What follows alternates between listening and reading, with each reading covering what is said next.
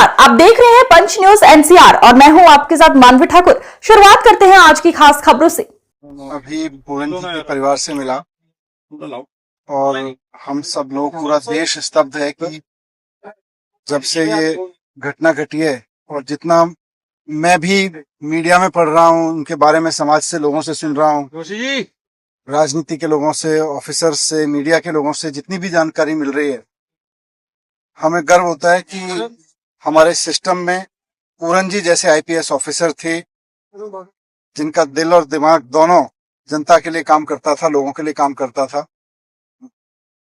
मैं भी उनके परिवार से मिला। जिस सदमे में उनका परिवार है उसका बयान करना मुश्किल है। एक ऑफिसर वाइफ, पढ़ी लिखी बच्चियां, पूरी पढ़ी लिखी फैमिली, और उन्होंने अपने बीच से अपने एक होनहार व्यक्ति को इस तरह से खो दिया है। सब सदमे में हैं, और उससे भी ज्यादा सदमे में इस बात से लेके हैं कि एक पढ़े लिखे ब्यूरोक्रेसी के टॉप तक पहुंचे परिवार के साथ जिस तरह पुलिस पेश आई है, जिस तरह से उनकी बॉडी को जगह जगह शिफ्ट किया गया, जिस तरह पुलिस का कंडक्ट रहा, वो बहुत ही सस्पिशियस है। कुछ छिपाने की कोशिश की जा रही है, कुछ दबाने की कोशिश की जा रही है। परिवार अभी भी पूरी उम्मीद लगा के बैठा है कि सरकार उन्हें न्याय देगी, और उनको भरोसा भी है कि सिस्टम उनके साथ न्याय करेगा। लेकिन मैं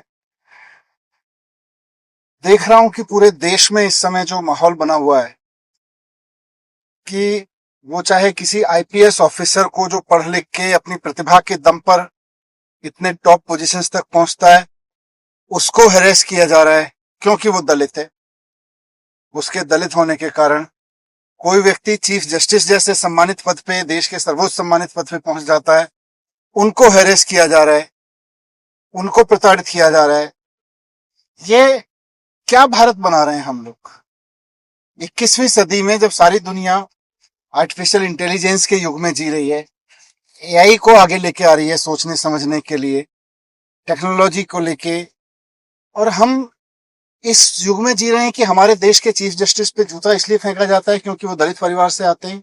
हमारे देश के एक आईपीएस ऑफिसर को इतना प्रताड़ित किया जाता है क्योंकि वो दलित परिवार से आता है, और कुछ लोगों को लगता है कि दलित परिवार से आके उसकी हिम्मत कैसे हो गई इतना आगे बढ़ने की।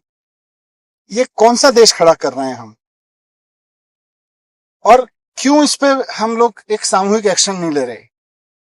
कल पंजाब सरकार ने 2 दिन पहले, जब चीफ जस्टिस साहब के खिलाफ उस तरह का एक्शन लिया गया वहां पे, तो उस पर तुरंत संज्ञान लेते हुए पंजाब सरकार के पास शिकायतें आई तो तुरंत कार्रवाई की।